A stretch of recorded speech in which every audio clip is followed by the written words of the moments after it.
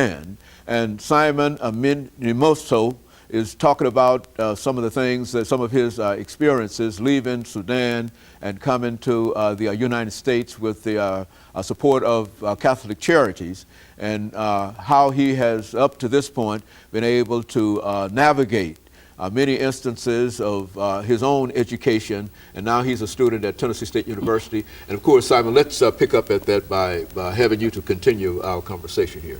Yes, when I was admitted to Tennessee State University, that was in 2008. I started off spring 2008 in Tennessee State University. And since I do not have a background of being in high school, so I was, a decision to make a major that I can major was a problem. And I went a lot of fields, get advisements in the schools, in all different departments.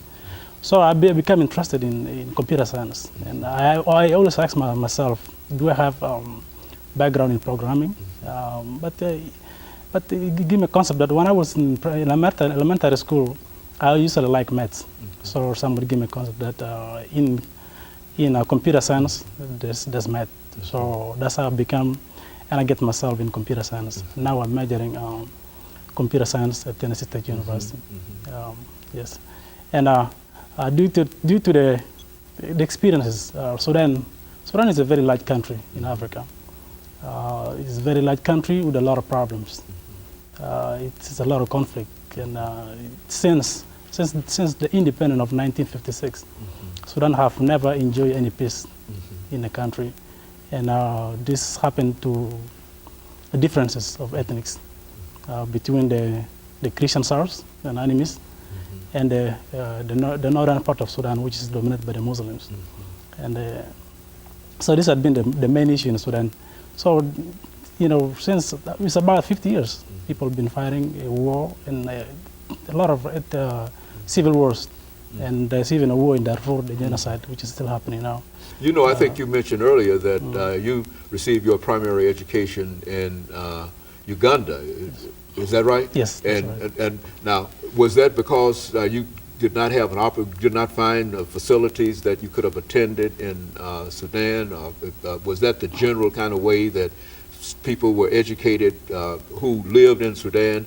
And did you somehow enjoy a special privilege to be able to even receive education in Uganda? How did that happen? I mean, that happened due to the war that happened in 1983. So all this time, when the war happened, so people in the South, the war was much concentrated in the South, between the North and the South.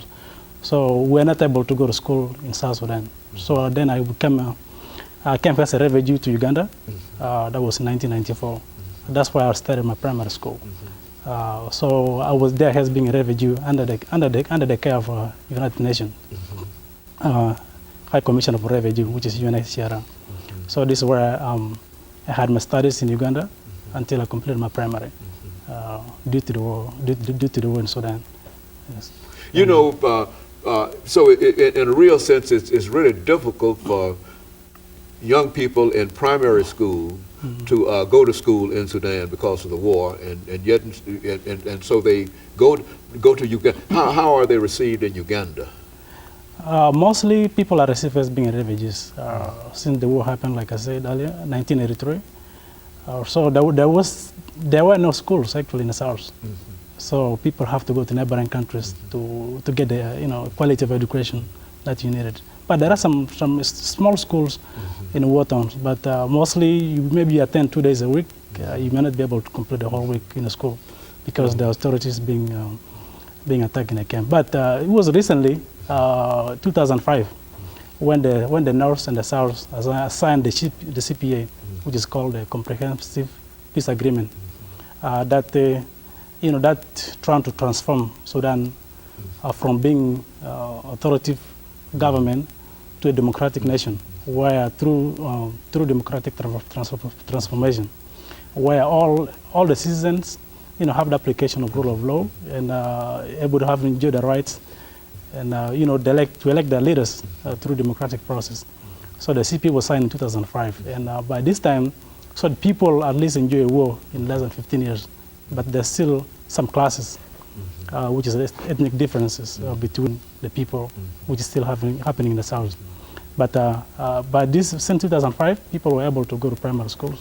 There were more schools being built in the south, so that kids from the neighboring countries, when they come back to the south, able to go back to primary schools or to high schools to get a quality education.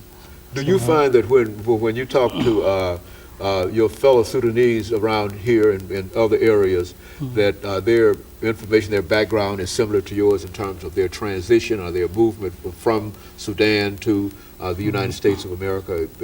With what you're telling me, is that typical as to how folks generally get to the United States from Sudan? Yes, almost every Sudanese have a similar stories because we've been affected by the same war. And but when the war happened, and a lot of people went to different countries. Some of us likely went to Uganda because it was very close to where I live, a few borders, few miles away to cross to the border. So, but in the similar stories, I'm sure all Sudanese have stories, especially who come to the United States. And so when they come here, they were not able to, they turned to get themselves assimilated in American society, especially because most of them went to Egypt, others went to Democratic Republic of Congo, others went to Kenya.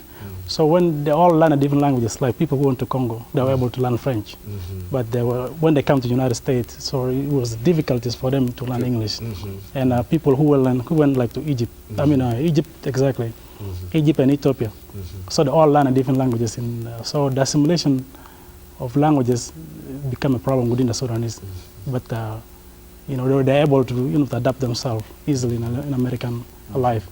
And so you find that to be sort of a traditional kind of, a similar kind of way that all of the people who come to this country from Sudan generally face some of the issues that you have had to face in terms of some sort of upward mobility. It's difficult to really get assimilated here.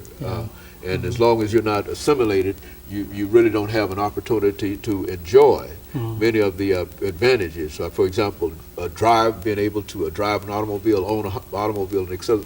Are those some of the challenges that you think that Sudanese face in this country? Yeah, actually, Sudanese stories are.